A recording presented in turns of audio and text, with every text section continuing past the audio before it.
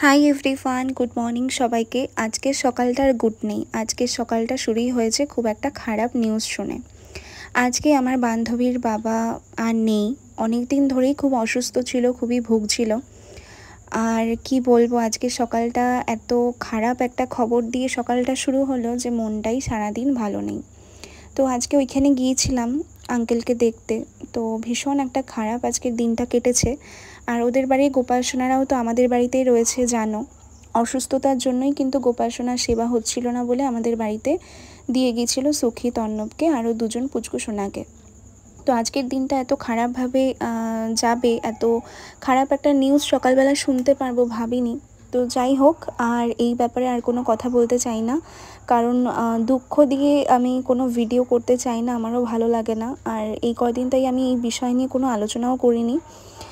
আর সবাই খুব ভালো থাকুক, সুস্থ থাকুক, সবার মা বাবা এটাই চাই, কারণ কারোর চলে যাওয়াটা না মেনে নেওয়া যায় না।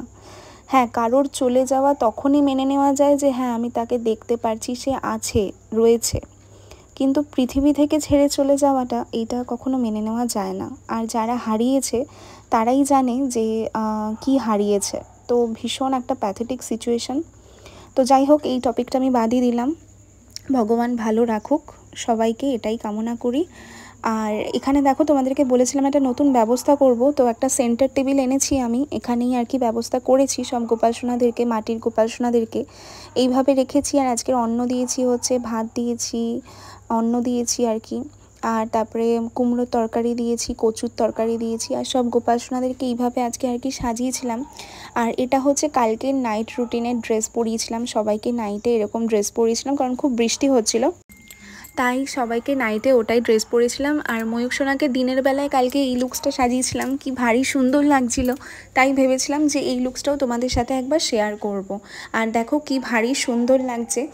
আর আজকের ভিডিওটা আমি অনেকগুলো ভিডিও ক্লিপ একসাথে শেয়ার করছি তোমাদের সাথে, আমার এত ভালো লাগছে। আর আজকে আরেকজন গোপাল সোনা কিন্তু সেবা পাওয়ার জন্য চলে এসেছে আমাদের গোপালের বাড়িতে। আমি তো ভীষণ ভীষণ খুশি। আর এই যে হলো দিয়ার বাড়ির গোপাল সোনা, ওর গোপালকে দেখেই কিন্তু আমি আমার ময়ূককে পেয়েছিলাম। ও ফেসবুকে আপডেট দিত, আর তখন আমার এত এত ভালো লাগতো, ওর সাথে কন্ট্যাক্ট করেই কিন্তু আমি আমার ময়ূককে পেয়েছিলাম। তো ভীষণ রকম আমার একদম মানে ভালোবাসার জায়গা হচ্ছে আমার ননী সোনা। ওকে আমি ভীষণ ভীষণ পছন্দ করি, তোমাদেরকে আমি বলে বোঝাতে পারবো না ওকে দেখার জন্য যে আমি কি করতাম।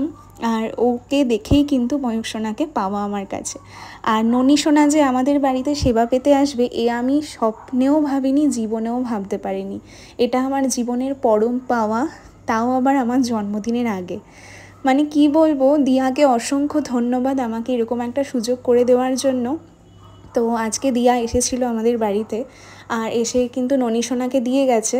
আমি মারাত্মক খুশি, আমি বলে বোঝাতে পারবো না যে আমি এত গোপাল সোনার সেবা করতে পারছি, এ এক অদ্ভুত পরম শান্তি। একটা সময় ছিল যখন গোপাল কেনার সামর্থ্য ছিল না, গোপালকে কি করে সেবা দেব সেটাই বুঝতে পারতাম না যে কিভাবে আনবো।